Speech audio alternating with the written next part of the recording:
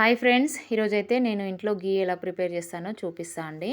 ఇది 2 బాటిల్లో ఒకటి ఆవు నెయ్యి, ఒకటి గేదె నెయ్యి. నేను ఫస్ట్ అయితే ఆవు నెయ్యి ప్రిపేర్ చేస్తున్నాను. యాక్చువల్గా అయితే నేను వీడియో తీయాలని అనుకోలేదు, బట్ నేను నెయ్యి చేస్తుంటే మా పాప వచ్చి వీడియో తీసిందనమాట. సో అందుకని చెప్పేసి ఆవు పాల మీగడ వేసే టైంలో అయితే వీడియో రికార్డ్ అవ్వలేదు. ఇదంతా కూడా మనకు ఆవు నెయ్యి. మనము నెక్స్ట్ వచ్చి గేదె నెయ్యి అయితే చేసుకుందాము. ఇదంతా కూడా మనకు గేదె పాలతో వచ్చిన మీగడ అనమాట.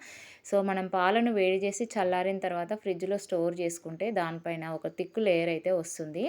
ఆ మీగడంతా తీసి మనము ఎక్కువ క్వాంటిటీ అయ్యేంత వరకు స్టోర్ చేసుకొని ఇలా వేడి చేయాలన్నమాట. ఇది మనం మంచి గోల్డెన్ బ్రౌన్ కలర్ వచ్చేంత వరకు కూడా మనం వేడి చేయాలి. అలాగే మనము కంటిన్యూస్గా కలుపుతూ ఉండాలి, లేదంటే అడుగున మాడిపోయి పైన అయితే వైట్గా అలాగే ఉంటుంది. సో చూడండి, మనకు నెయ్యి సపరేట్ అవుతుంది.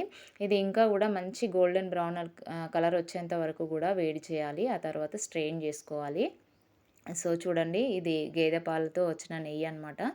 సో దీన్నైతే మనం మళ్ళీ ఒకసారి మంచి సన్నటి స్ట్రైనర్తో మళ్ళీ ఒకసారి అయితే ఫిల్టర్ చేసుకుందాము. మనకు రెండిటికి డిఫరెన్స్ అయితే ఇప్పుడు తెలీదు. అంటే ఆవు పాల నెయ్యి నెక్స్ట్ గేదె నెయ్యి అయితే మనకు రెండింటికి ఇప్పుడు డిఫరెన్స్ అయితే తెలీదు. ఇది మొత్తం చల్లారి గడ్డకట్టిన తర్వాత అయితే మనకు రెండింటికి డిఫరెన్స్ తెలుస్తుంది.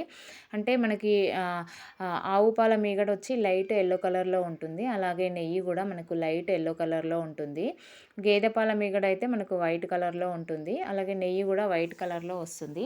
ఇది గేదె పాలది ఏంటంటే మనము మంచి లైట్ గోల్డెన్ కలర్ వచ్చేంత వరకు వేడి చేసామనుకోండి, అది వైట్ కలర్లో ఉంటుంది. నేనైతే మంచి డార్క్ బ్రౌన్ కలర్ వచ్చేంత వరకు వేడి చేశాను. అందుకని చెప్పేసి కొంచెం లైట్ బ్రౌన్ కలర్లో అయితే ఉంది. ఇదైతే ఆవు నెయ్యి అండి, చూస్తున్నారు కదా, మంచి లైట్ ఎల్లో కలర్లో మనకు కనిపిస్తుంది. ఇది గేదె నెయ్యి, చూస్తున్నారు కదా, లైట్ బ్రౌన్ కలర్లో అయితే ఉంది. సో రెండింటికి డిఫరెన్స్ అయితే మీరు చూసారు కదా. ఇదండి ఈరోజు వీడియో. మీకు వీడియో నచ్చితే లైక్ చేయండి. మన ఛానల్కి కొత్తగా వస్తే సబ్స్క్రైబ్ చేసుకోండి. Thank you for watching.